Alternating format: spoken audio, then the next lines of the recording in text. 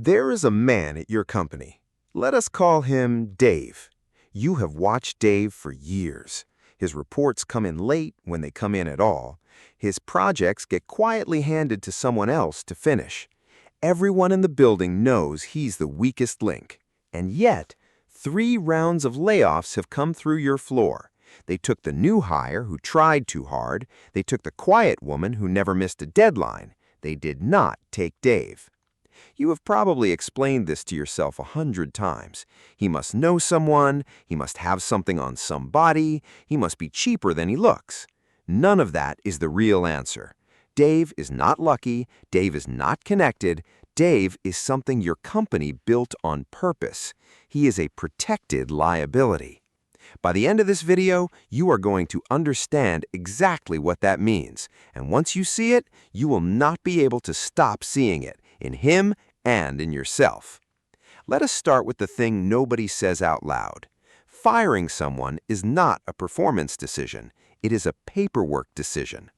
When a manager removes an employee, that act becomes visible. There's a file, there's a reason, there's a record. HR reviews it, legal sometimes reviews it. The manager has to defend the decision to the people above him. Keeping a bad employee is the opposite.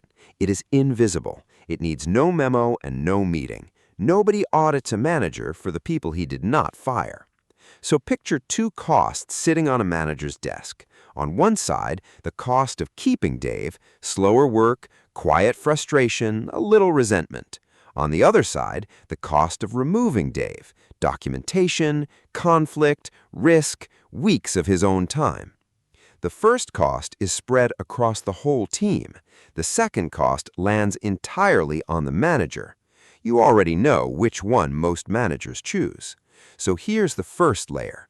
The worst employee survives because his weakness is shared and his removal is personal.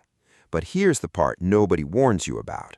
Over time, the system doesn't just tolerate Dave, it organizes itself around him. His manager stops handing him anything that matters. The important work flows to the people who can be trusted with it. Dave becomes contained, and a contained problem is a stable problem. The company knows exactly what Dave will and will not do. There are no surprises, there is no risk. Now compare that to a replacement. A new hire is an unknown. They might be worse, they might quit, they might sue. They will definitely need 6 months to learn the building. So the math quietly flips. Dave is no longer a problem the company wants to solve. He's a known quantity the company has decided to keep. That's what protection actually is here. Not a sponsor, not a secret, just an organization choosing the cost it can see least. Let me show you the same machine running 1 level up. There's a director. Call her Susan. Susan runs a team of 40 and one genuinely terrible manager underneath her. Everyone 3 levels down knows he's terrible. Susan knows too, but removing him means admitting she promoted him. It means a backfill, a search, a gap, and questions from above. So Susan does what the system rewards. She routes around him. She quietly moves his best people elsewhere. She protects her own record by protecting his job. The worst manager in the building is now safe because firing him would cost the person above him more than keeping him. This is the second layer, and it's the one that matters. Protection is not loyalty. Protection is avoidance. Here's what we call this, and once you have a name for it, you can't stop seeing it.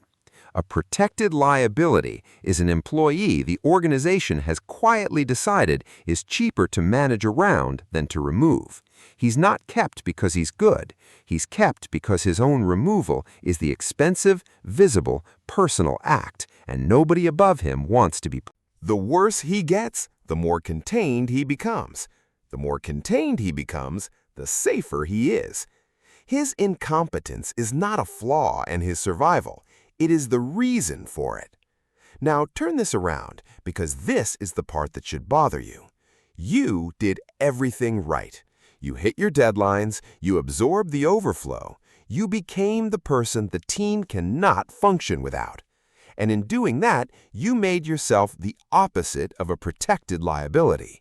You made yourself load-bearing. The protected liability is contained, so the system leaves him alone. You are essential, so the system leans on you harder every quarter. He is safe because he does little. You are exposed because you do everything. That is not a flaw in your character. It is a flaw in how removal and reward are measured. You were taught that being indispensable is safety. In this system, indispensable is just unpaid. So what do you do with this? You stop reading Dave as a mystery.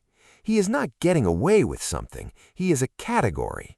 He is the cost your manager chose not to see. And you start asking the only question that decides your future.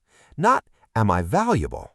Ask, is my removal cheaper or more expensive than my reward? That is the number that runs your career, not your effort. A protected liability survives because his removal is too costly to bother with. Your job is to make your value too costly to lose and visible to the people who sign off on it. The worst employee in your building was never the puzzle. The puzzle is why you were taught to outwork him when the system was never grading effort at all. That is corporate GPS, the map they never handed you.